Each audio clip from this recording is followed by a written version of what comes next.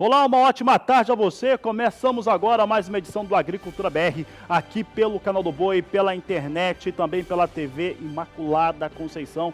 Sejam todos bem-vindos, que bom estar na sua casa, no seu escritório, na sua propriedade rural, para falar agora dos temas que são importantes para o seu negócio, para o seu resultado, para a sua rentabilidade. E na edição de hoje, atenção cafeicultor, eu falo a respeito do Conselho Monetário Nacional que liberou recursos para o Funcafé, uma quantia muito grande, a situação é realmente muito ruim para a cafeicultura nacional. Nós vamos falar sobre esse assunto no programa de hoje. Falo também como que vem a safra do estado do Paraná.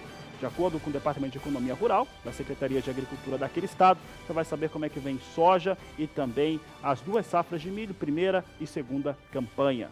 Na edição de hoje, eu falo a respeito do que vem acontecendo em torno da China, da peste suína africana e também da China comprar soja com valores tão baixos. Você vai acompanhar também nessa edição todos os destaques da Exposebu 2019, já ao vivo direto do Parque Fernando Costa, além do mercado físico e também futuro para soja, para milho, para café e muito mais. E eu começo o programa de hoje falando a respeito de questões que são fundamentais. Por quê? Nós temos recebido uma série de posicionamentos de telespectadores e temos conversado com eles, sempre que possível, a respeito do que acontece com China e também em torno do mercado de carne suína, bovina e também o de soja. Olha, apesar de muita gente acreditar que é mera especulação o que vem ocorrendo, cada vez mais os números e os dados que chegam da China apontam que não, que é verdade sim. A situação por lá é bastante calamitosa. Mas para falar desse assunto, antes eu vou trazer a participação do telespectador do Agricultura BR, do telespectador aqui do Canal do Boi, que manda mensagem, que participa do programa conosco. Vamos ver quem está participando agora.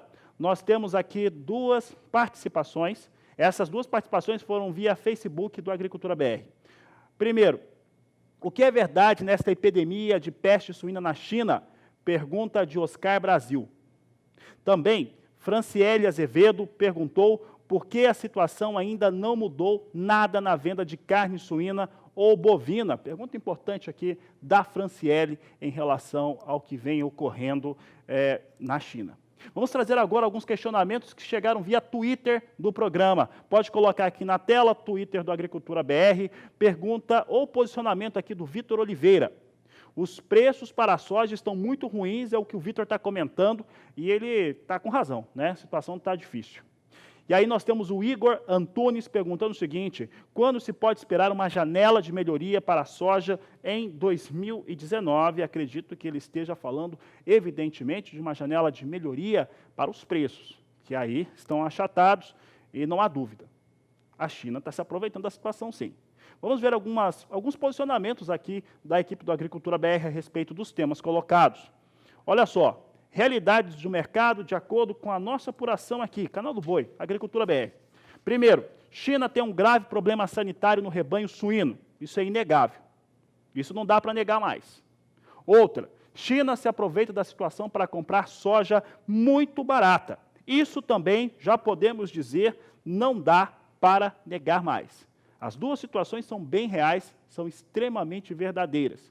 Tanto do grave risco que há na China e também, por causa da peste suína africana, quanto também da China se aproveitar da situação para comprar soja extremamente barata do Brasil e também de outros fornecedores, mas principalmente do Brasil.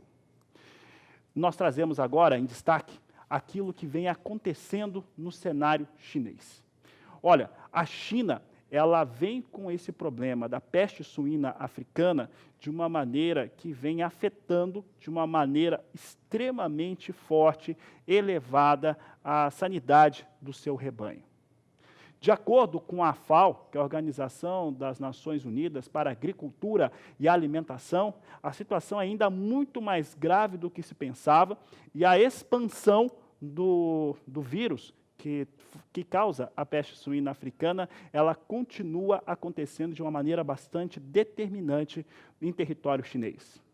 De acordo com os dados da FAO e também da apuração do próprio governo da China, isso ocorre por conta das dimensões daquilo que se tem disponível hoje em território chinês. Porque a China tem milhões de propriedades rurais com rebanhos de até 500 animais. Esse é um problema. O outro problema é em relação de como que esse produtor rural chinês, produtor de suíno, tem levado ou declarado que o seu animal ou seus animais estão infectados. O que ocorre? Lá tem a seguinte situação. Primeiro, o governo da China paga $179 por cada animal infectado que precisa ser abatido. Entretanto, em algumas regiões da China, os valores pagos por lá estão mais elevados do que esse. Então, de acordo com a FAO e também com o governo da China, nós temos ali aquela situação na qual ele opta por tentar levar isso para um frigorífico. Ao fazer esse transporte, ao levar lá, infecta outros animais. Então, situação bastante alarmante na China. De acordo com autoridades do Japão, da Austrália e também de Taiwan, alguns alimentos já foram identificados contaminados com o vírus que está sendo proveniente da China. E a FAO, o vice-diretor da FAO lá em Paris, disse que é muito provável que se tenha uma completa epidemia na região por conta da dificuldade que a China tem de conter o esparramento, né, esse vírus se espalhando por território chinês. Então, respondendo aí os questionamentos aí dos telespectadores, eu quero agradecer muito a quem está participando aqui do programa conosco hoje, os 4 telespectadores que mandaram perguntas. O cenário é esse e realmente é de forte gravidade. Vou falar agora rapidamente, porque Uberaba, nesse momento, é o centro do agronegócio brasileiro. Daqui a pouco, daqui a alguns minutos, a ministra Tereza Cristina Corrêa da Costa participa da inauguração, né, abertura oficial da safra 2019-2020 de cana-de-açúcar. E amanhã, no Parque Fernando Costa, ela participa da abertura da Exposebu e à tarde de um importante painel que discute o agronegócio brasileiro. E quem vai falar desses dois assuntos e vai falar também da Exposebu, vai comentar também essa questão da carne suína que eu falava há pouco agora com os telespectadores, é Jorge Zaidan, que está aqui conosco. Jorge, olha só, passando pela carne suína, pela soja e pelos questionamentos aqui que tivemos dos telespectadores, até o que vai acontecer a partir de agora aí em Uberaba, assuntos importantes. Estava dizendo agora que Uberaba é a capital do agronegócio do Brasil neste momento. Jorge Zaidan, seja bem-vindo, boa tarde. Muito boa tarde, Fabiano. Boa tarde a todos que acompanham o Agricultura BR aqui pelo canal do Boi. Nós estamos no Parque de Exposições Fernando Costa, em Uberaba, Minas Gerais, já respirando, aliás, desde a última quarta-feira, a Exposebu, 85 anos. E tem mais resposta às perguntas dos seus telespectadores, Fabiano, daqui a pouquinho. Eu queria começar a nossa participação falando da agenda da ministra da Agricultura, Tereza Cristina, que está em Uberaba, como você disse, participando da abertura da safra de cana-de-açúcar de Minas Gerais da temporada 2019-2020. Ela está na Fazenda Santa Vitória já, o evento já deve ter começado, foi um pouquinho antecipado para meio-dia, portanto já deve estar em andamento. E ela participa juntamente com a secretária de Agricultura de Minas Gerais, a Ana Maria Valentini e outras autoridades. A estimativa da Associação das Indústrias Sucroenergéticas de Minas Gerais é de uma safra de 65 milhões de toneladas, 3% acima das 63 milhões de toneladas da temporada anterior, a 2018-2019. Segundo o presidente da associação, o Mário Campos, na comparação com o processamento para açúcar e para etanol, nesta temporada deveremos ter, em Minas Gerais, uma tendência maior para o etanol. No entanto, segundo ele, os preços de mercado é que vão direcionar o processamento. Mas, Fabiano e amigos do Agricultura BR, aqui em Minas Gerais fala-se muito também, além de açúcar e álcool, na bioeletricidade, que é outro subproduto da cana-de-açúcar, a energia elétrica gerada ou tirada do bagaço da cana. Isso porque o governo do estado executa o plano de expansão para bioeletricidade. O governador Romeu Zema aponta investimentos de 1 bilhão e 600 milhões de reais nos próximos 6 anos. A agenda da ministra, que deve passar o final de semana em Uberaba, ela ficará hospedada, segundo informações, na casa do vice dela, que é o secretário executivo do Ministério da Agricultura, Marcos Montes, que é uberabense, tem residência em Uberaba.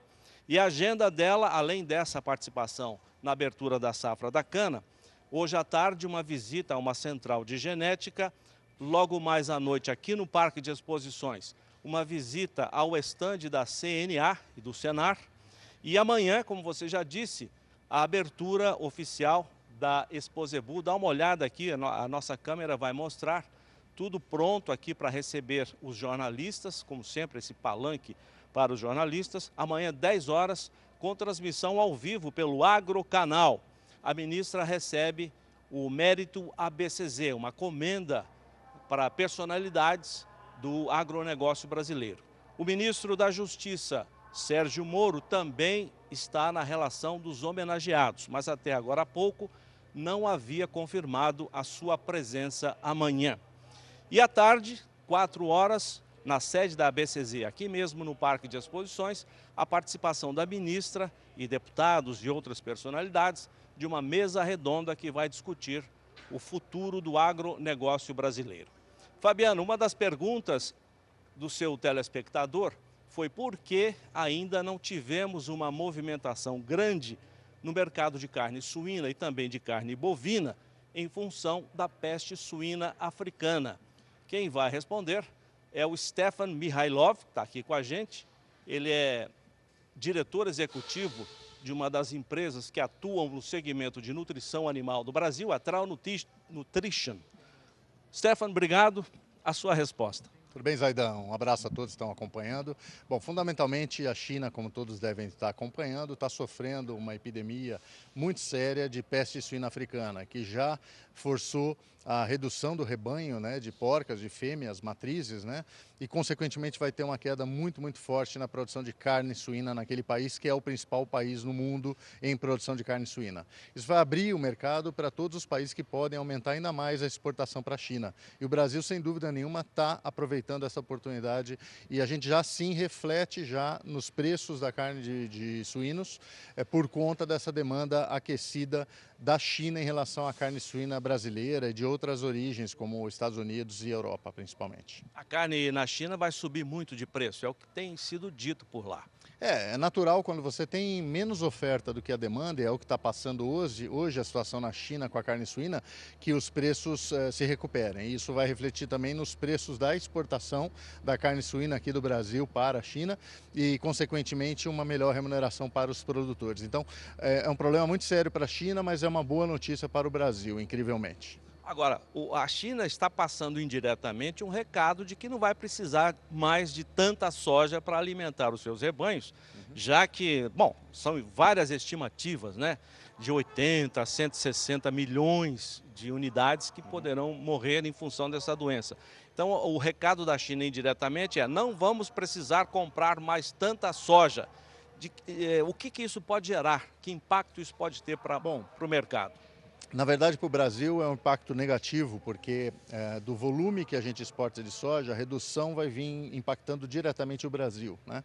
Nós vamos ganhar em consumo de soja interna, por exemplo, para produzir mais carne suína para exportação. Mas é claro que nesta proporção o balanço vai ser desfavorável. Então, o setor de soja, neste episódio em particular, vai sofrer por algum tempo, sim, essa redução de demanda da soja brasileira. Vamos falar do mercado interno agora, Stefan. Aqueles que necessitam de insumos para a produção, vamos falar de confinamento de bovinos, nos aviários, enfim. Como é que está o mercado em 2019? Vai ser um ano bom para esse setor? Bom, as perspectivas não poderiam ser melhores, né? A gente tem, de fato, para esse segmento de proteína animal, a soja e o milho são os ingredientes mais importantes na formulação da dieta e ambos os grãos aí têm uma tendência de preços atrativos para quem produz carnes, leite e ovos. Então, o cenário é muito positivo, a gente percebe preços firmes ou até em ascensão de todas as proteínas animais e um custo de dieta por questão dos grãos que tende a a ser mais atrativo, mais favorável neste ano 2019. Então, os confinamentos a gente percebe já é uma realidade, o pessoal está realmente investindo mais forte ainda este ano no confinamento, porque a tendência é extremamente positiva. Então, ciclicamente, a gente tem anos que às vezes o preço do grão não é favorável, né, para a produção de proteína. Este ano em particular deve ser favorável, isso vai estimular ainda mais, né, a aceleração do consumo interno, porque as carnes vão estar evidentemente disponíveis aí, e o crescimento de exportação pelos fatores que a gente conversou, principalmente China. Podemos esperar um ano, 2019, de preços menores, de custo de produção menor para as proteínas animais? Sim, em relação a 2018 já se projeta integralmente que vai ser assim o ano inteiro. Legal. Ô Fabiano, tá aqui o Stefan, se você quiser fazer uma pergunta para ele, eu tenho certeza que você e os telespectadores têm muitas perguntas a fazer ao Stefan Mihailov, que está aqui comigo. Fique à vontade, Fabiano. Sim, eu vou até reforçar aqui alguns questionamentos hoje de participação de telespectadores para o Stefan. Vou aqui colocar à disposição. Primeiro que os telespectadores, principalmente quem produz soja, tem dito o seguinte, que existe realmente, o que nós temos passado aqui na Agricultura BR e na programação do Canal do Boi, existe de fato a questão da peste suína africana, isso é inegável. A questão é que a China tem, apesar de ter tido uma redução, as reduções no primeiro trimestre de compra da China de soja estão na casa de 14,2%. A China continua comprando em quantidade um pouco menor, mas se aproveitando muito dos preços pagos. O preço da soja recua muito. Então, muita gente está acreditando o seguinte, a China está se aproveitando da situação também para formar bons estoques de soja. Essa é uma pergunta que nós já temos colocado aqui já há algum tempo e que foram colocadas à disposição aqui para alguns dos nossos telespectadores. Só vou aqui posicionar aqui o telespectador que fez o questionamento, o Oscar Brasil e a Franciele Azevedo, que fizeram posicionamentos parecidos em torno dessa questão. Então, eu queria saber aí o entendimento do Stefan a respeito deste assunto. Stefan. Bom, é evidente que a China, reduzindo a demanda, ela tem condição de ter um pouco mais de força na negociação, porque evidentemente todos os exportadores passam a depender mais ainda da China. Então, é uma questão natural de mercado, né, pelo que está passando hoje na China. Então, a soja vai, de fato, passar uma situação momentânea, esperamos, desfavorável, né? Quiçá o Brasil encontre outros mercados que possam compensar essa situação, e a questão de preço, novamente, é uma questão de mercado. Legal. Stefan Mihailov participando gentilmente aqui com a gente, ao vivo do Parque de Exposições Fernando Costa. Ó, dá mais uma olhada aqui, ô Fabiano, tá tudo pronto para abertura amanhã. Por enquanto tá tudo vazio aqui, os estandes já estão prontos, mas a gente não está mostrando. Por enquanto mostramos apenas a pista de julgamento, que é por onde desfila o gado a partir deste domingo, já quando teremos o início dos julgamentos das raças zebuínas aqui nessa pista, que tem o nome de Torres Homem Rodrigues da Cunha. Mas para a abertura de amanhã está tudo prontinho, 10 horas você vai acompanhar ao vivo na transmissão do Agrocanal. Stefan, obrigado pela sua participação. Um prazer, Zaidão. Um abraço a todos. Boa tarde. E nós voltamos logo mais no programa Mais Pecuária para destacar a nossa agenda de leilões aqui na Expo Zebu. Na Viraí, 30 anos, será na segunda-feira, à 1 da tarde, no horário de Brasília. Teremos na noite de segunda-feira o Tabapuã Peso Pesado, leilão da Associação da Raça, e teremos também na terça-feira o leilão da raça Cindy Castilho. Fabiano. Tá certo, Jorge. Jorge, vocês voltam daqui a pouco, inclusive, dentro da Agricultura BR ainda, trazendo informações aí da Naviraí, esse grande evento que nós vamos ter aqui pelo Sistema Brasileiro do Agronegócio. Obrigado pela participação, por enquanto, daqui a pouco você volta. Dá um grande abraço a Stefan, obrigado pelas informações aqui no Agricultura BR, que destaca agora o mercado da soja.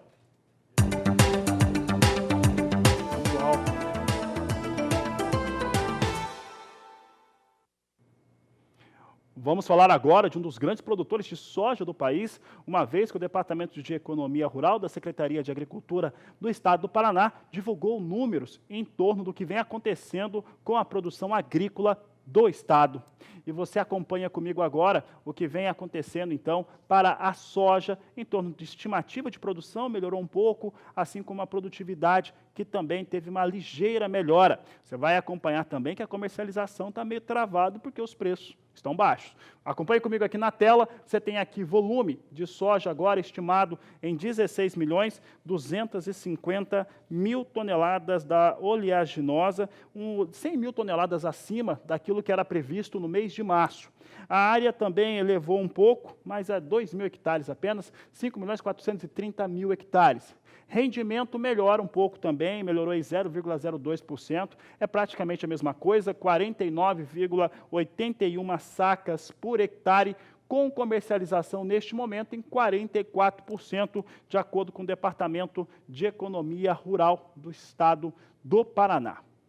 Falo agora a respeito de soja no cenário internacional, de certo modo já comentávamos desde a abertura do programa, porque China tem tudo a ver com isso, a situação da China em relação à peste suína africana, e o Agricultura BR mostra agora como é que vem soja em Chicago. Soja em Chicago teve uma semana muito complicada, muito difícil, no qual se teve, além de não ter posicionamento melhor em relação à China e Estados Unidos para acordo comercial, ainda teve a divulgação de dados relacionados à previsão do tempo, que mostram uma forte melhora, e com isso o pessoal está acreditando que em 60 a 65 dias, que é a janela que falta para cultivo de soja nos Estados Unidos, vai ter boa condição. Tendo boa condição, a produtividade é boa e pode ter uma produção também interessante nos Estados Unidos. Isso jogou o mercado para baixo. O mercado se recuperava nesta última quinta-feira por conta de informações relacionadas a vendas de exportação na última semana, que teve um bom volume, um volume que ficou aí mais de 50%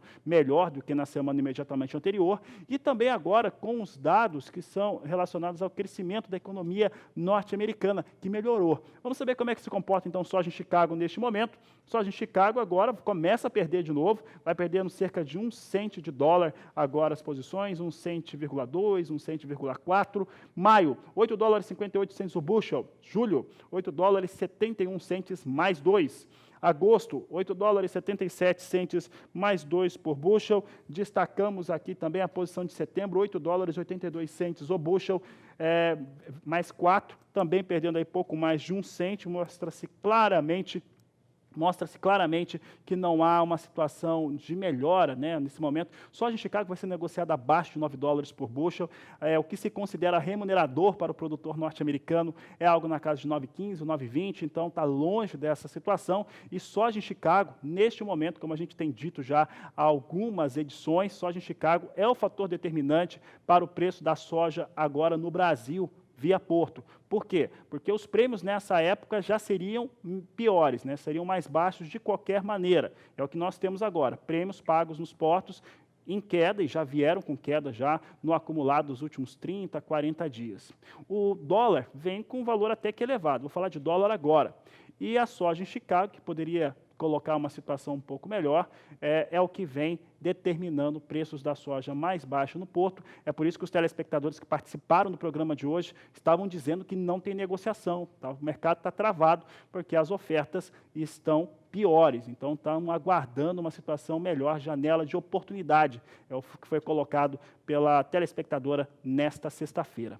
Vamos saber como é que vem o dólar comercial. O dólar comercial vem com influência do mercado norte-americano, também as questões da reforma da Previdência, e agora vem a R$ 3,92, uma queda de 0,82% neste momento para o dólar comercial. Vamos saber um pouco mais a respeito dos elementos que estão influenciando a moeda norte-americana, consequentemente também a Bolsa Brasileira e a economia nacional. Quem responde é Walter Pulga Júnior, está aqui comigo. Pulga, nós temos fortes movimentações, seja na política brasileira, também na economia brasileira. Estados Unidos apresentando bons números. Pulga, como é que estão os cenários desenhados para esta sexta-feira? Boa tarde.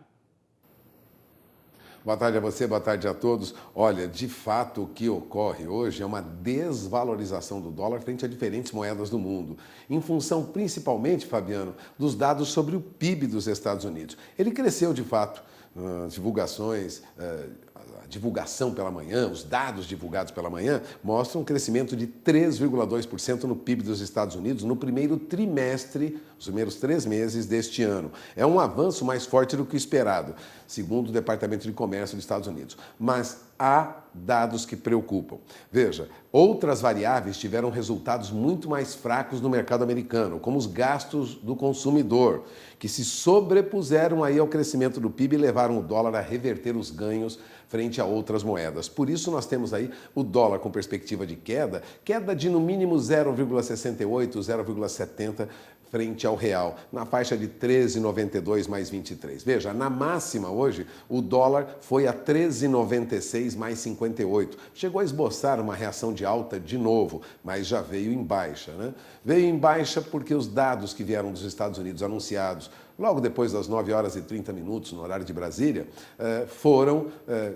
vamos dizer assim, atuando no mercado, esses dados foram pressionando o mercado e os investidores já começaram a olhar para o crescimento da economia americana com alguma preocupação, né? Bom, passada essa primeira percepção, o mercado, na verdade, digere, né? E dirige sua atenção para o crescimento que foi impulsionado pelo comércio e também por um acúmulo acentuado de bens não vendidos lá nos Estados Unidos. Tudo isso acabou mostrando que o consumidor americano está gastando menos. Veja bem, ele gasta um pouco mais. O crescimento do gasto cresceu 1,2%. Veio de uma taxa de 2,5%, portanto, houve uma redução nos gastos do consumidor americano. Por isso, nós temos aí essa perspectiva de baixa para o dólar. Portanto, o dólar perde força, caiu abaixo de 13,94, já opera na faixa de 3,92. A perspectiva é de que o dólar continue nessa trajetória. Segundo analistas, eles insistem, viu, Fabiano, que o dólar deve voltar frente ao real para a faixa de 13,70. Nós esperamos isso desde fevereiro, até agora não ocorreu.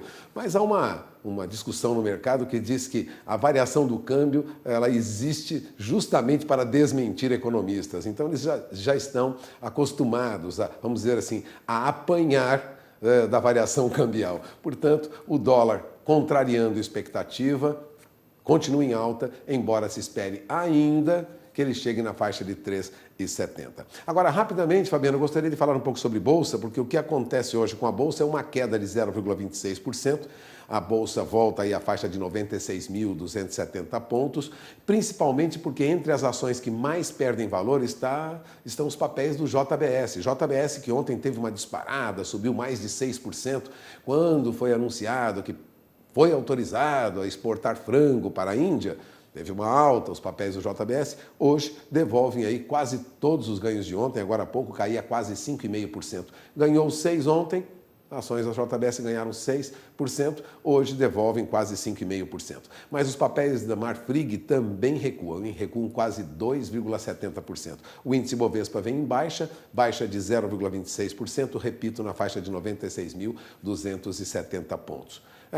Final de semana, o mercado vai se acomodar numa outra situação. Segunda-feira deve ser um dia de baixo volume de negócios, Fabiano, porque temos o feriado no meio da semana, provavelmente o investidor recue um pouco na movimentação no mercado. Então, tanto dólar como ações devem ter um volume de negócios menor, né? A segunda e terça-feira próxima agora. É esperar para conferir. É com você. Tá certo, Pulga, obrigado pela participação. Daqui a pouco o Pulga vai voltar falando a respeito do Funcafé e dos recursos que foram liberados pelo Conselho Monetário Nacional.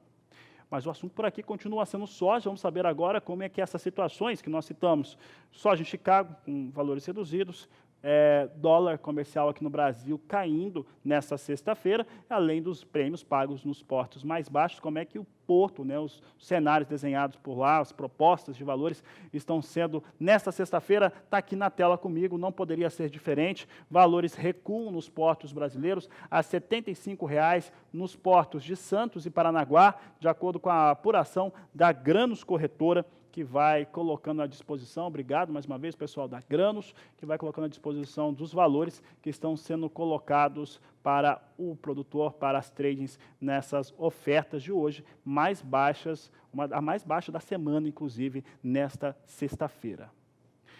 Vai que eu falei em porto, vou falar agora a respeito de situações de embarques que estão sendo criadas no estado de Mato Grosso do Sul, através do transporte nos rios de soja, né, colocar soja, transportar soja pelos rios para diversos destinos. É isso que está acontecendo a partir do porto de embarques em Porto Murtinho, no Mato Grosso do Sul, e você vai conferir agora os detalhes na reportagem de José Cunha. Mato Grosso do Sul é destaque nacional como um dos gigantes que mais produzem grãos no país. Atualmente, o estado ocupa a 5ª posição no ranking, segundo dados da Conab. Mas mesmo com todo esse potencial produtivo, o estado ainda enfrenta alguns problemas para escoar a produção. Só que esse entrave parece estar com os dias contados, com a abertura de 2 novos terminais portuários. O modelo logístico rodoviário está quase esgotado. Nós somos um estado que cresce 5% ao ano, podendo chegar a 5 milhões de hectares plantados nos próximos 10 anos com muita rapidez. Precisamos melhorar nosso modelo de escoamento. O modelo fluvial é o modelo mais barato que existe no mundo. Temos um rio com águas abundantes, com uma boa navegação, que podemos usá-los. Hoje, o único porto no estado que atende essa demanda é o de Porto Murtinho. Porém, a capacidade de exportação pelo terminal já está em quase 100%. Diariamente saem pelo único porto de Porto Murtinho cerca de 4 mil toneladas de grãos. O destino de toda essa soja é Vicentim, na Argentina.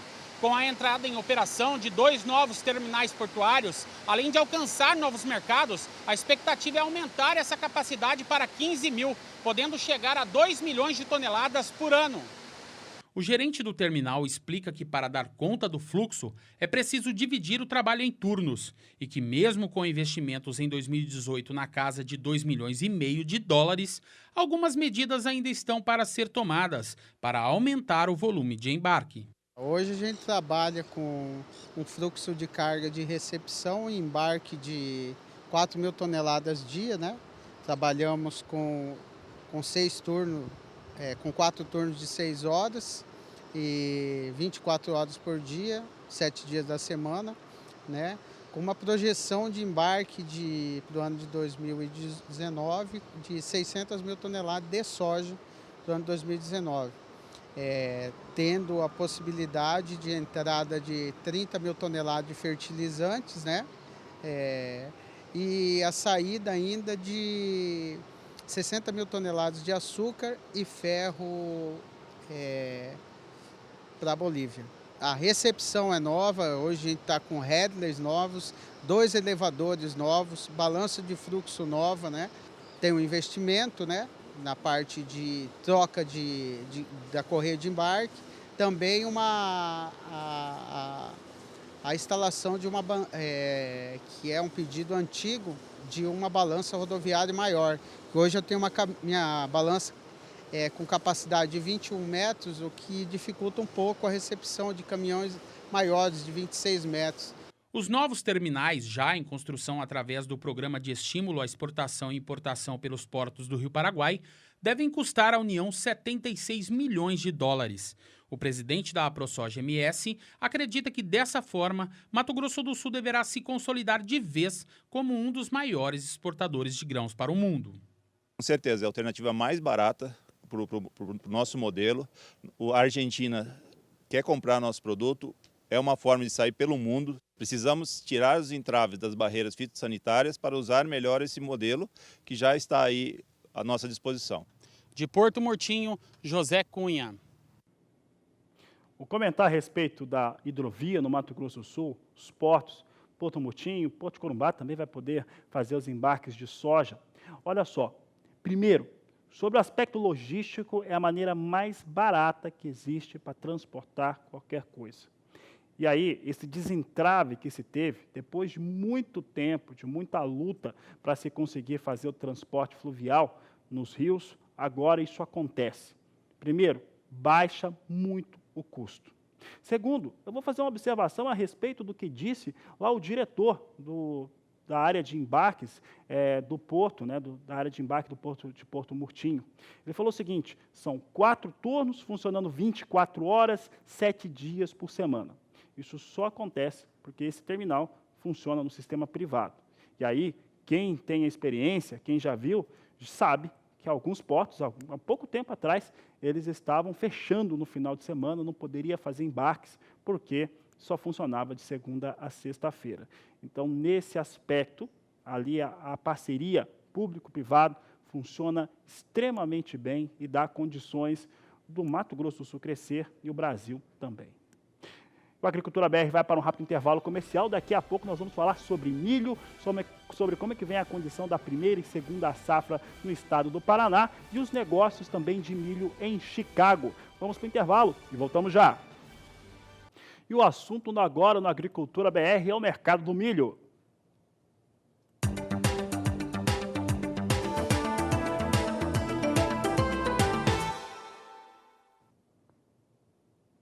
Vamos falar agora a respeito de projeções de safra. São sempre temas importantes porque eles impactam, né, diretamente naquilo que se espera dos resultados de lavoura. E agora eu falo principalmente a respeito dos números que foram disponibilizados pelo DERAL, Departamento de Economia Rural da Secretaria de Agricultura do Estado do Paraná, para a primeira e segunda safra. Começo falando sobre a primeira safra paranaense e os dados agora já muito próximo do encerramento de colheita dessa primeira safra de milho, quanto que ela está rendendo e também quanto que ela deve resultar em volume. Você tem aqui um volume de 3.150.000 toneladas, que devem ser produzidas, ligeiramente maior do que aquilo que se esperava em março, área de 358.479 hectares, praticamente sem alteração, produtividade média de 146,76 sacas por hectare, comercialização do milho de primeira safra no Paraná, 51%, já passa da metade, de acordo com o DERAL. O segundo tema que eu trato agora é a safra, agora a safra de inverno, ou chamada segunda safra. Antigamente já falava safrinha, mas essa safra é muito grande. No estado do Paraná, principalmente, é muito tradicional, é o segundo maior produtor de milho do Brasil, e você confere comigo como é que vem agora os números que foram disponibilizados pelo DERAL. Olha só, o volume de produção deve chegar a 13.020.000 toneladas, em uma área contabilizada em 2.230.000 hectares. Produtividade média deve ficar em 97,20 sacas por hectare. A comercialização, no momento, está em 15%, de acordo com o órgão paranaense.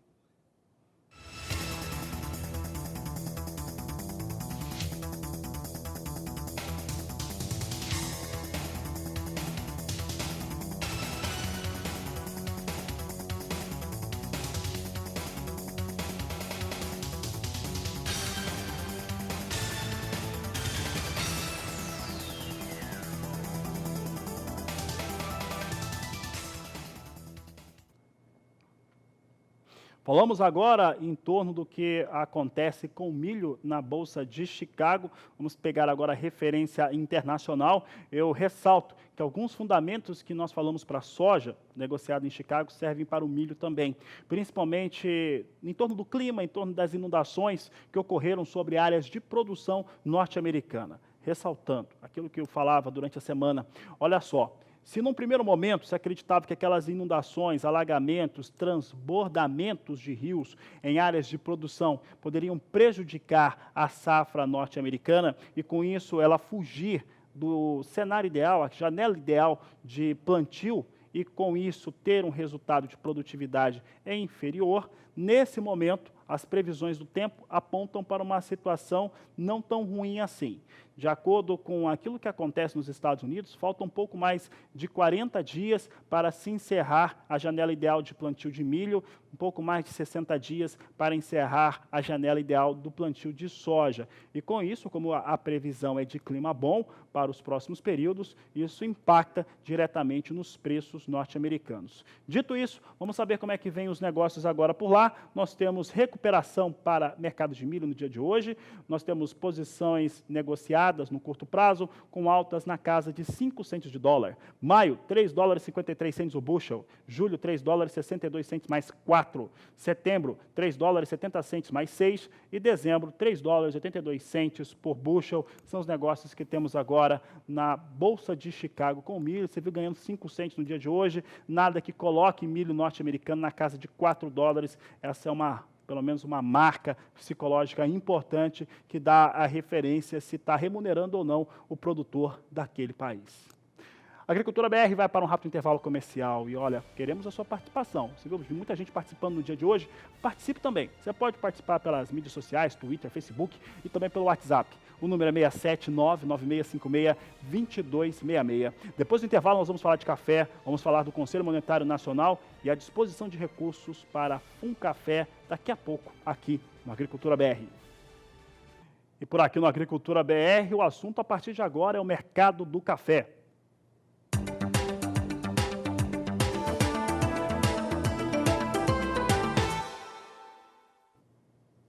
Temos tido participações de telespectadores comentando o preço do café, saca do café no Brasil, os últimos posicionamentos que temos trazidos aqui no programa, que mostram uma expectativa muito baixa, ou praticamente inexistente, de recuperação no valor da saca, e principalmente esse acompanhamento que fazemos na Bolsa de Nova York diariamente aqui no Agricultura BR, que mostra uma pressão negativa muito forte. O cenário é inegável, ele não é bom. E aí, tivemos nesta última quinta-feira, através de uma reunião extraordinária, o Conselho Monetário Nacional liberando recursos para as linhas de financiamento do FUNCAFÉ. São 5 bilhões e 400 milhões de reais que foram disponibilizados, mas eu acho que a questão não é bem essa, né? Apenas o recurso, mas temos outras questões aí no mercado do café. Quem vai falar sobre o assunto é Walter Pulga Júnior. Pulga, esses recursos que foram liberados pelo Conselho, pelo CMN, podem até ser vistos com bons olhos, mas a questão do café é mais profunda, né? A questão do café, isso que os produtores estão reclamando e a gente fala diariamente aqui, preços baixos, sem expectativa de melhora, é o que vem afundando o cafeicultor brasileiro, Walter Pulga. É isso mesmo, a pressão sobre o cafeicultor é muito grande.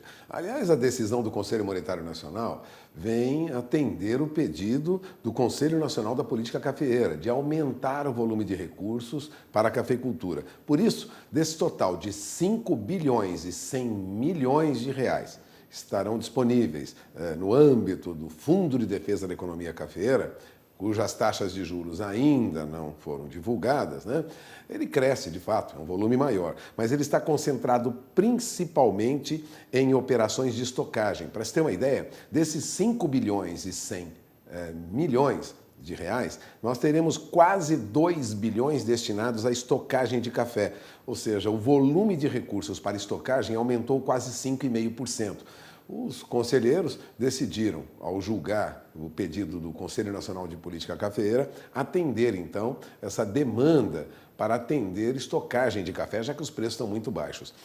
Para as operações de custeio, uma parte desse dinheiro, cerca de 1 bilhão e 300 milhões de reais, ficam destinados a custeio. Para financiamento e aquisição de café, e aí interessa muito as torrefadoras, né?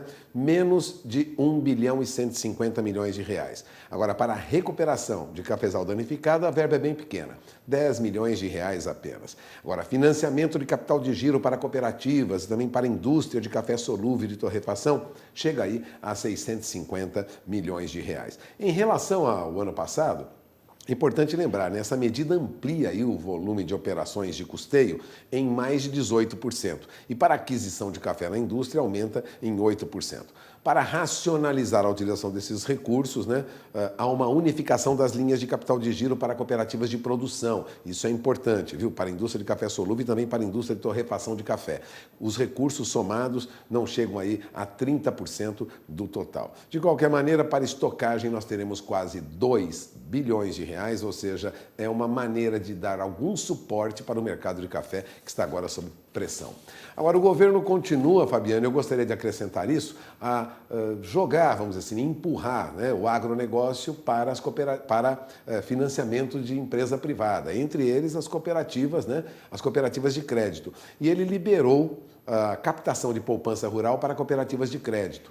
Lógico, depois de receberem essa autorização, o Conselho Monetário concedeu agora, as cooperativas devem aplicar parte dos recursos de poupança rural, aplicar justamente em crédito rural. No começo, 20%, mas lentamente devem aplicar esse recurso até 60%. Essa autorização antes as cooperativas de crédito não tinham. Então, as decisões de ontem vêm para favorecer o agronegócio, notadamente aí o mercado do café.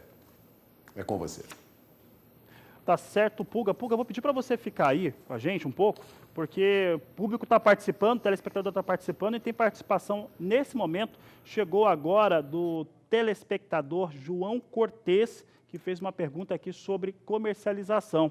Vamos colocar na tela, então, a pergunta que chegou agora, chegou nesse momento aqui do João Cortez, Tocantinópolis, Tocantins, aqui está perguntando, mandou via Facebook, Walter Pulga Júnior. Ele pergunta o seguinte: como se pode melhor comercializar o café no Brasil?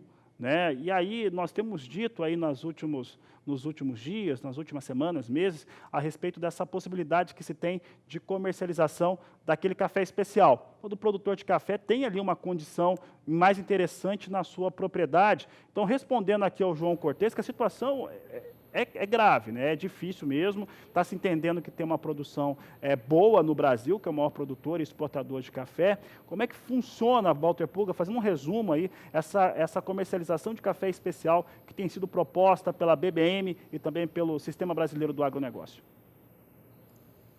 Olha, Fabiano, é uma tentativa de atenuar pelo menos a pressão sobre as cotações do café.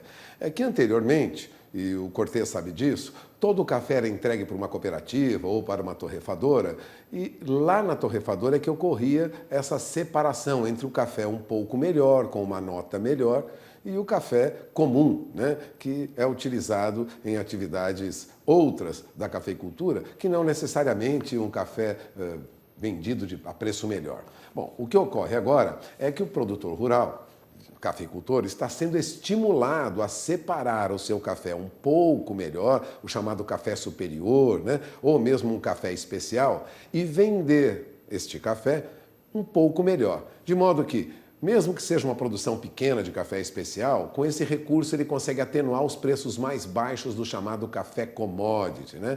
Café que é vendido aí hoje a 400, 420 até 380 reais a saca. Dessa maneira, se ele conseguisse vender café especial a 480, 500, 520 que seja, ele conseguiria equilibrar um pouco as contas. Por isso essa proposta que foi desenvolvida aqui na Bolsa Brasileira de Mercadorias, junto com o SBA, para trazer a comercialização de café especial em sistema de leilão.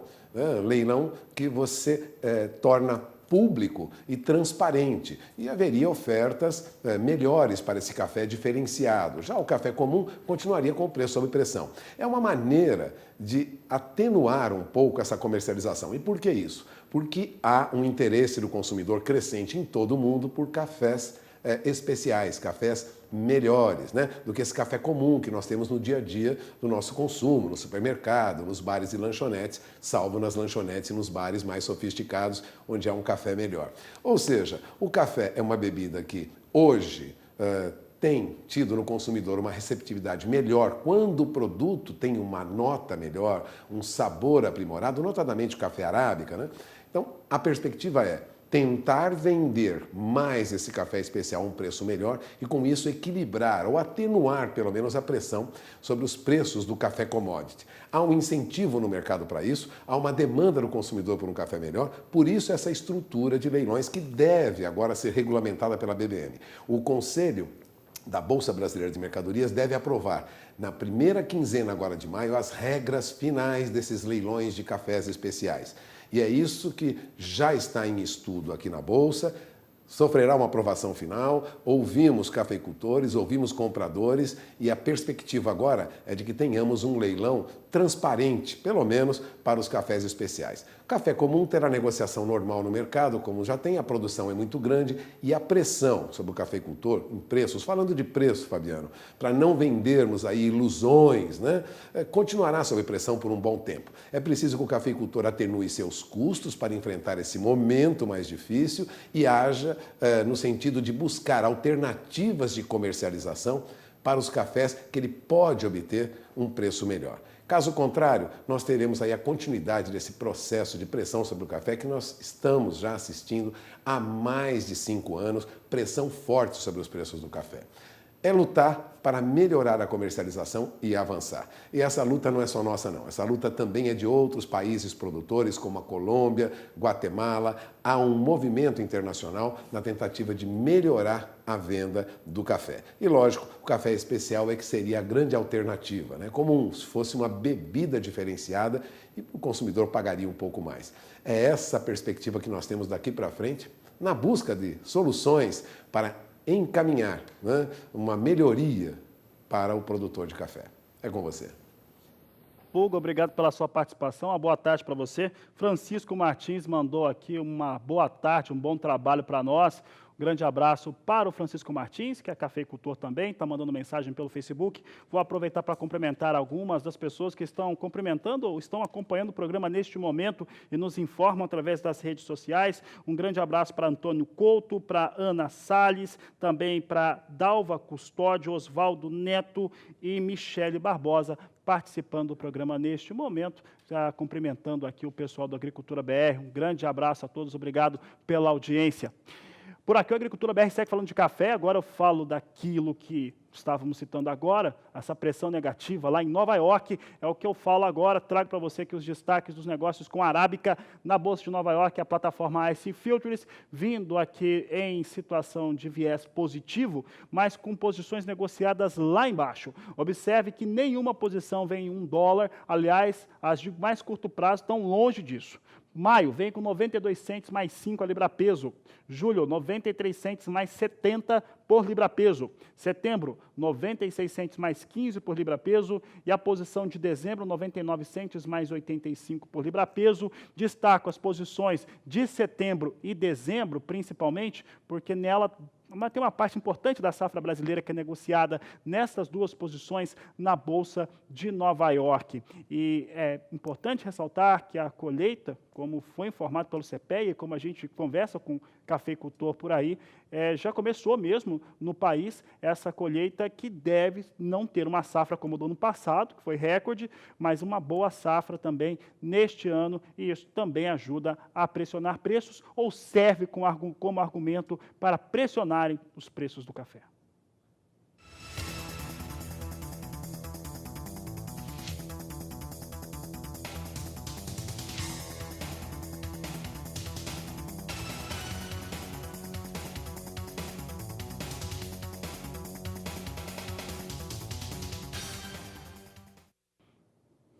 O assunto segue sendo café, mas agora falamos a respeito do café Robusta, negociado em Londres, uma referência importante para os negócios com café Conilon aqui no Brasil. Londres negocia o Robusta em tonelada. Vamos saber então como é que vem a tonelada em dólares negociados por lá. A alta vem nas posições de curto prazo na casa de 1%, posição de maio negociada $1.382 a tonelada, julho $1.405 a tonelada para o café Robusta. Temos aqui também a posição de setembro, $1.420, novembro $1.438 para o Robusta negociado na Bolsa de Londres. Portanto, temos aí os dois cafés. Ali, no caso aqui do Robusta especificamente, é importante lembrar que há recuperação total no Vietnã, que é o maior produtor desta variedade do mundo, e também no Brasil, o estado do Espírito Santo voltou a ter a sua produção normal, depois de 3 anos ali passando uma situação de seca e de depressão por conta disso, resultados ruins de safra. Só o estado do Espírito Santo deve produzir cerca de 11 milhões de sacas aqui no Brasil na campanha atual. A Agricultura BR vai para um rápido intervalo comercial e daqui a pouco eu volto falando dos 46 anos da Embrapa, comemorados hoje, assunto de logo mais aqui no Agricultura BR. E nesta sexta-feira, a Embrapa, Empresa Brasileira de Pesquisa Agropecuária, comemora 46 anos de fundação. É uma história importante para o agronegócio, para a agropecuária brasileira. Eu vou aproveitar antes de chamar a reportagem, que fala da comemoração dos 46 anos, eu quero cumprimentar uma pessoa ilustre, Reinaldo Stefanes, que foi ministro da Agricultura, deputado federal pelo estado do Paraná. Ele mandou uma foto, nos acompanha também aqui no Agricultura BR, e mandou uma foto do dia da reunião na qual foi assinado a criação da Embrapa. Ele até faz uma citação que na mesa ele era o mais jovem. Grande abraço ao senhor. Senhor Reinaldo Stefanes, obrigado pela participação. E 46 anos da Embrapa, portanto, nesta sexta-feira, você vai saber um pouco mais a respeito das comemorações, das situações que foram criadas pela Embrapa, que fizeram com que o agronegócio brasileiro crescesse tanto, na reportagem de Odacil Canepa. Mais de 400 convidados participaram da solenidade, incluindo secretários de ministérios, embaixadores, parlamentares, representantes de organismos internacionais, reitores de universidades e parceiros da iniciativa privada. Ao agradecer a homenagem, o presidente da empresa lembrou que a pesquisa é um investimento lucrativo e que garante a segurança alimentar do país. Em 2018, o lucro da Embrapa passou de 40 bilhões de reais. Para cada real investido, houve um retorno de 12 reais. Um grande investimento com um rendimento enorme, sob os pontos de vista econômico, social e ambiental. Nos 46 anos da Embrapa, nossa pesquisa fez o Brasil aumentar 3 vezes a produtividade da cafeicultura, 5 vezes a produção de grãos, 59 vezes a produção de carne de frango, 100% do rebanho bovino, com diminuição relativa da área de pastagens, 140% a produtividade do setor florestal, 240% a produção de trigo e milho e 315% a produção de arroz. Representando a ministra da Agricultura, o secretário executivo do MAPA, Marcos Montes, falou sobre a importância de mais de 30 embaixadores de diversos países estarem presentes ao evento. Para ele, sinônimo de reconhecimento da Embrapa para o agronegócio mundial. Eu acho que o mundo todo hoje sabe e se curva a importância que a Embrapa representa para os alimentos do mundo. Por isso eu os parabenizo por aqui estar e que levem aos seus países de origem cada vez mais a importância do Brasil no agronegócio brasileiro, mas principalmente a importância da Embrapa no agronegócio mundial. 4 acordos de cooperação foram assinados durante o evento. Todo cidadão brasileiro é praticamente impossível ele não consumir a tecnologia da Embrapa. Seja na hora que ele acorda ao comer um pão, porque mais de 65% da cadeia de produção de trigo são parceiros da Embrapa, seja consumir um copo de leite, seja para tomar um café, porque nós coordenamos o Consórcio Nacional de Pesquisa, junto com um grupo grande de parceiros de café, seja eu consumir um arroz, um feijão ou um bife, porque mais de 92% das pastagens cultivadas brasileiras são desenvolvidas pela Embrapa. E se você não consumir nada, nenhum alimento, ao fazer um happy hour, participar de uma comemoração e tomar uma cerveja, 92% da cevada brasileira são tecnologias da Embrapa. O deputado federal Alceu Moreira, que preside a Frente Parlamentar da Agropecuária, fez questão de lembrar que a Embrapa é uma empresa pública que pesquisa para todos os produtores, desde o pequeno até o grande. Enquanto a última propriedade nordestina estiver morrendo de sede na beira da fonte, não conseguimos cumprir o nosso dever. A pesquisa da Embrapa tem que estar disponível a toda a cidadania brasileira. E se ela não está, certamente não é por culpa e responsabilidade da própria Embrapa. É que a política agrícola acabou não permitindo que as pessoas tivessem acesso a ela. De Brasília, Odacil Canepa. Parabéns à Embrapa e parabéns ao Brasil por ter uma instituição como a Empresa Brasileira de Pesquisa Agropecuária, com 46 anos, comprometida com o desenvolvimento da economia, do setor do agronegócio e, principalmente, evoluindo, ajudando a evoluir a população brasileira também. Daqui a pouco, depois do intervalo comercial, você tem informações importantes aqui a respeito de novas maneiras de se mensurar o setor do agronegócio. Aproveite para entrar em contato conosco, mande sua mensagem no WhatsApp 6799656-2266. Voltamos já. E a Fundação Getúlio Vargas lançou um novo índice para acompanhar exclusivamente o desempenho da agroindústria brasileira. E este é o assunto da entrevista que você acompanha agora, realizada por Walter Puga Júnior. Felipe, obrigado por ter vindo ao nosso programa, participar de mais um programa do Canal do Boi, da Rede SBA. E vamos falar primeiro o que é esse índice novo que foi criado na FGV, que é o PINAGRO.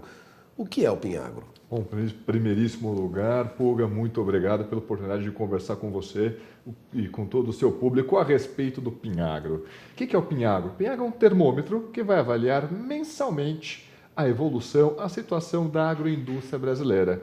Como é que ele foi construído? Ele é construído a partir dos dados do próprio IBGE, ou seja, o IBGE divulgando os números da pesquisa industrial mensal, e imediatamente temos os mesmos números no site da FGV Agro, só que com foco na agroindústria brasileira. O levantamento do IBGE envolve toda a indústria brasileira.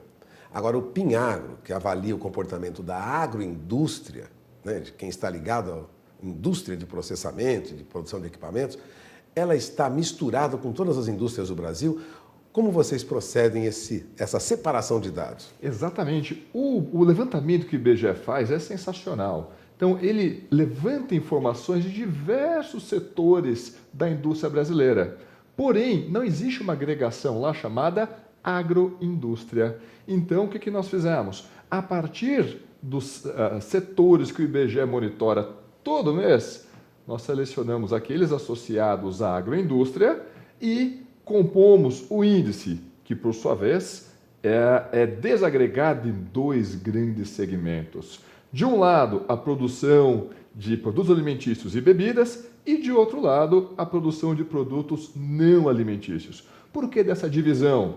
Porque, em geral, principalmente no senso comum, o pessoal ainda tem muito forte a ideia de que agro é apenas a produção de alimentos.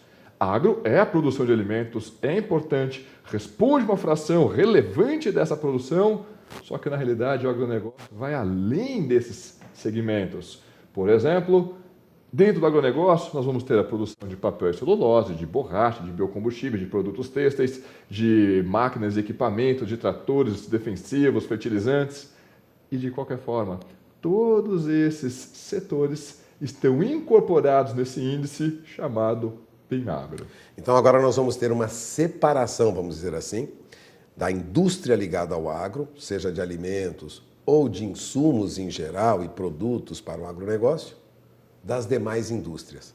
Exatamente. Agora, é um processo novo, vocês implantaram recentemente, essa separação de dados, e eu pergunto, para que serve esse novo índice? Ele ajuda quem e por quê? É um termômetro que coloca um holofote em cima de uma parte da economia brasileira que, curiosamente, não estava claro até então como é que estava caminhando. Por exemplo, imagina alguém atuando dentro da porteira do agronegócio e perguntava, como é que está o teu comprador?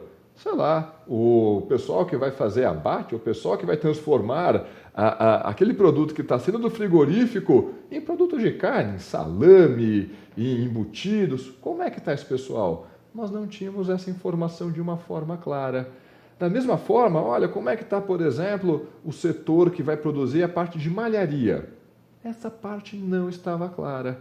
Ou seja, nós estamos agora, a partir desse termômetro, jogando o holofote a respeito de todo esse segmento da economia brasileira. Para o produtor é uma informação que ele não tinha. Pois é, e veja que essa informação não estava disponível não apenas para o produtor, mas praticamente para todo mundo. Vamos imaginar agora lá na ponta final, o supermercadista. E aí, como é que está a situação dos seus principais fornecedores? Essa informação não estava disponível. Agora, com esse termômetro, a gente joga a luz, acende um holofote que é capaz de iluminar e nos dizer, e aí, como é que está a agroindústria brasileira? Cada área específica será explorada. Com certeza, e mais do que isso, cada um desses segmentos tem uma dinâmica particular.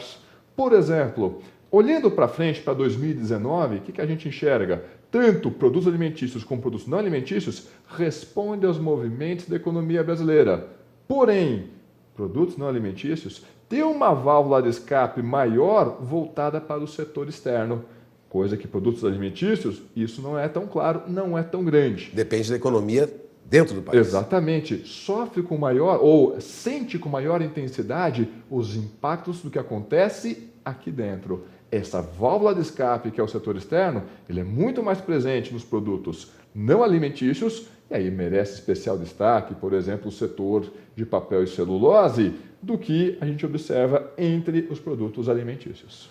Bom, durante esse processo de estruturação desse novo índice, Vocês trabalharam, pesquisaram, ouviram vários setores e testaram o índice. No ano passado, o que o Pinagro, antes de ser divulgado, detectou? Puxa vida! Ano passado nós tivemos um grande evento que condicionou o resultado final da economia brasileira. Naturalmente a gente está falando aqui da greve dos caminhoneiros.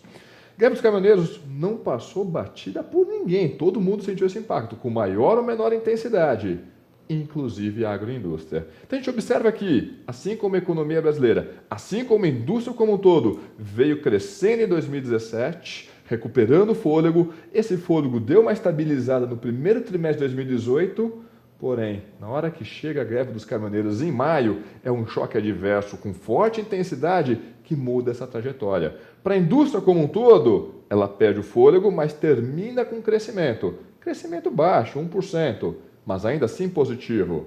Porém, no caso da agroindústria, esse choque foi mais forte, porque depende mais do frete rodoviário, perdeu fortemente o fôlego e acabou entrando em campo negativo. Em outras palavras, em 2018, a agroindústria contraiu. Ela ficou menor do que ela estava no final de 2017.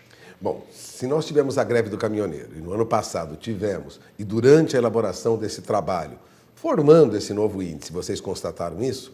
Eu pergunto, depois desses primeiros meses neste ano, 2019 promete ser melhor? Puxa vida! Vamos lá, tem grande chance de ser melhor, mas é porque a nossa base de referência não ajuda muito, que foi 2018, que não foi um ano fácil para a agroindústria. O que vai condicionar o desempenho de 2019 para os setores? De um lado, como é que estará a economia brasileira? Os dois segmentos caminham juntos. De um lado, né, a economia brasileira como um todo, se ela vai bem, a agroindústria vai bem. Se a economia brasileira perde fôlego, a agroindústria perde fôlego também. Em outras palavras, quando a gente olha a situação da economia brasileira, a execução da agenda de reformas, se o mercado como um todo ficar desanimado, perder a crença de que essa agenda vai ser aprovada, que a economia vai voltar a crescer com fôlego, se perder essa expectativa, isso vai bater na mesma direção também na agroindústria. Talvez vale a mesma coisa caso haja algum evento, sei lá, uma parte 2 da greve dos caminhoneiros. Vai bater de uma forma adversa na agroindústria. Porém, vamos imaginar que o mau humor do mercado aumenta. A gente sabe que conforme o mau humor aumenta, qual a variável que sobe rapidamente? A taxa de câmbio. E essa taxa de câmbio, esse canal para o setor externo, pode ser uma válvula de escape para a agroindústria. Quem exporta, então, teria maiores chances numa condição adversa. Exatamente. Não que, vamos dizer assim, essa válvula de escape seria suficiente para que esses setores tirassem a cabeça para fora d'água, mas ajudaria. Faria com que esse processo doloroso doesse um pouco menos. Bom, a perspectiva para este ano, portanto, é um pouco melhor do que a do ano passado, salvo as reformas não saírem como planejado pelo governo. Exatamente. Ou seja, olha, a agroindústria pode ter um bom ano agora, 2019? Pode. Vai depender do quê? Do andamento da economia brasileira. E o que depende o bom andamento da economia brasileira? Justamente a execução da agenda de reformas. Bom, você acaba de ouvir o professor Felipe Serigati. Felipe Serigati criou, juntamente com os colegas, né, lá da GVAgro, o Pinagro. Pinagro é o Índice de Produção Agroindustrial Brasileira, que a partir de agora será divulgado todos os meses pela GVAgro. Exatamente. Isso vai monitorar a indústria, a agroindústria brasileira, e vai sinalizar para você, produtor, o que ocorre com quem está processando o seu produto, quem está exportando o seu produto e também quem está produzindo insumos para o seu trabalho no campo. Passamos o recado, professor? Com certeza, e se eu puder acrescentar mais uma vírgula, todos esses dados estarão disponíveis ou estão disponíveis de forma gratuita, abertas, no site do GVAgro. Vamos anotar então o site do GVAgro, professor, é? GVAgro, esse é do e-mail, gvagro.gv.br. gvagro.gv.br. Então agora o produtor tem acesso às informações todo mês. Exatamente. Agradeço mais uma vez a presença do professor aqui conosco. Vamos encerrando a entrevista. É com vocês. Daí a Fundação Getúlio Vargas trazendo esse indicador agora da agroindústria brasileira. Nós vamos para o intervalo e voltamos daqui a pouco com as últimas informações desta edição. Momentos finais dessa edição, vamos ver rapidamente como é que vem soja em Chicago, dólar no Brasil. Eu trago aqui soja andando para trás, aqui perdendo cerca de 1 cento de dólar, posições entre 8 dólares e 58 centos o bushel e 8 dólares e 82 centos por bushel. Quem caía também o mais cedo, ou na abertura do programa, era o dólar. Vamos ver rapidamente como é que vem o dólar. Vem mais ou menos a mesma situação, queda de 0,77% a R$ 3,92 neste momento. A Agricultura BR vai encerrando por aqui, nós voltamos logo mais às 17h20, trazendo as informações do fechamento do mercado, porque você já sabe, este é o Agricultura BR, a inteligência e a transparência do agronegócio, sempre com você. A todos uma ótima tarde e até mais!